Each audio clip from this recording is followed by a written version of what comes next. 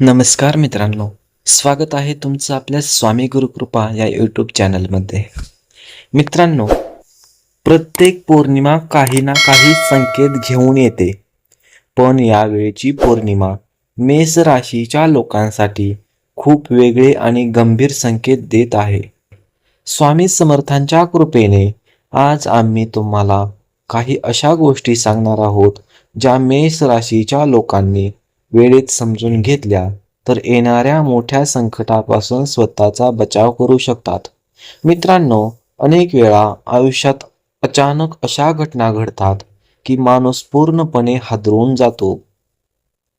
घरातील वातावरण बदलतं, विश्वासू माणसं अचानक दूर जातात, कामात अडथळे निर्माण होतात, मनात भीती, चिंता आणि अस्वस्थता वाढते.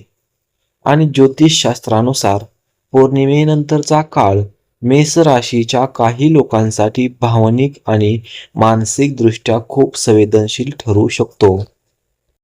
पण घाबरण्याची गरज नाही, कारण स्वामी समर्थ म्हणतात, जिथे विश्वास असतो तिथे संकटाचा अंधार टिकत नाही. आजचा हा व्हिडिओ शेवटपर्यंत नक्की बघा, कारण शेवटी आम्ही असा एक उपाय सांगणार आहोत जो तुमच्या आयुष्यातील नकारात्मक ऊर्जा कमी करण्यास मदत करू शकतो.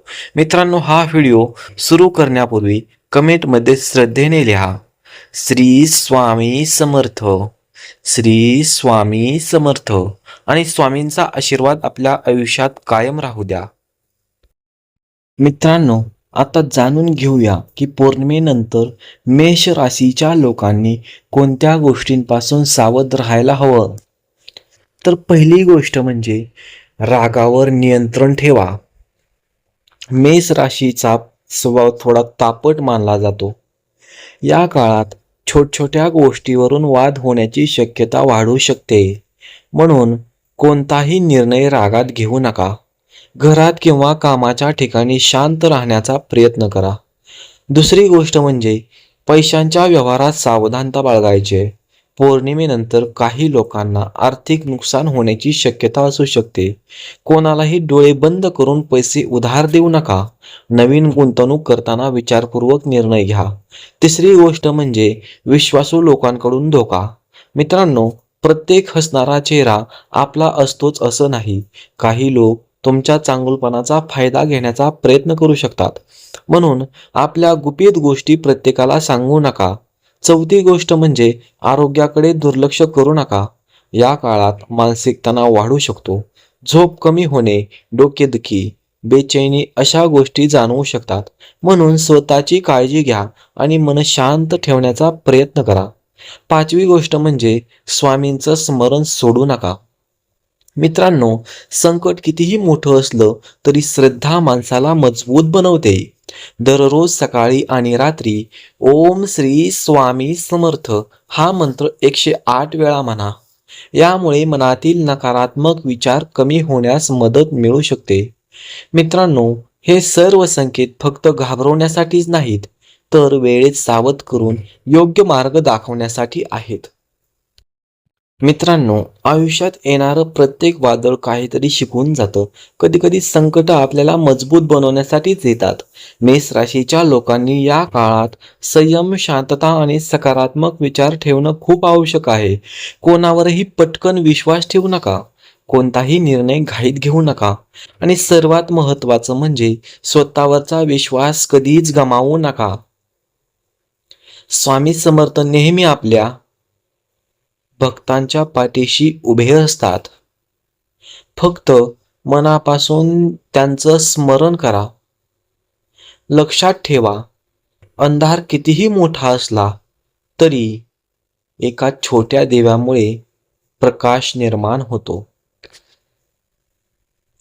तसंच श्रद्धा आणि विश्वास हे जीवनातील सर्वात मोठं बळ आहे. जर तुम्हाला वाटत असेल की श्री स्वामी समर्थांची कृपा तुमच्यावर आहे, तर कमेंटमध्ये नक्की लिहा, भिवू नकोस, स्वामी माझ्या पाठीशी आहेत. श्री स्वामी समर्थ. मित्रांनो, पौर्णिमेनंतरचा हा काळ मेष राशीच्या लोकांसाठी काही मोठे बदल घेऊन येऊ शकतो.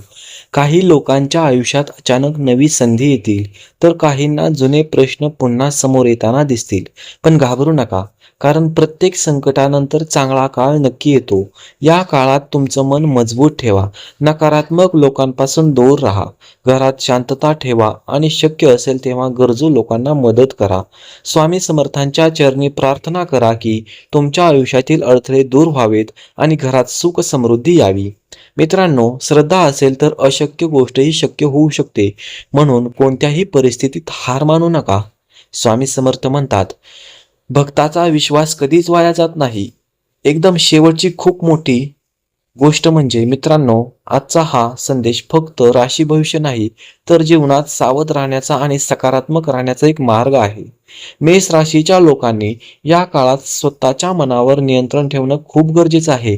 कारण अनेक वेळा माणूस बाहेरच्या संकटापेक्षा स्वतःच्या विचारांमुळे जास्त त्रस्त होतो. स्वामी समर्थांच्या नावात खूप मोठी शक्ती आहे. मनापासून त्यांचं स्मरण केल्यानं माणसाला धैर्य, आत्मविश्वास आणि मानसिक शांतता मिळते.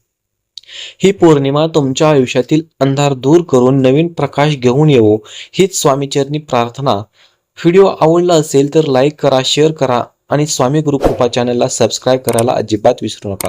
आणि शेवटी सर्वांनी एकदा श्रद्धेने बोला, श्री स्वामी समर्थ, श्री स्वामी समर्थ. अवधूत चिंतन श्री गुरुदेव दत्त. ओम नमो आदेश, अल्लख निरंजन, आदेश आदेश आदेश.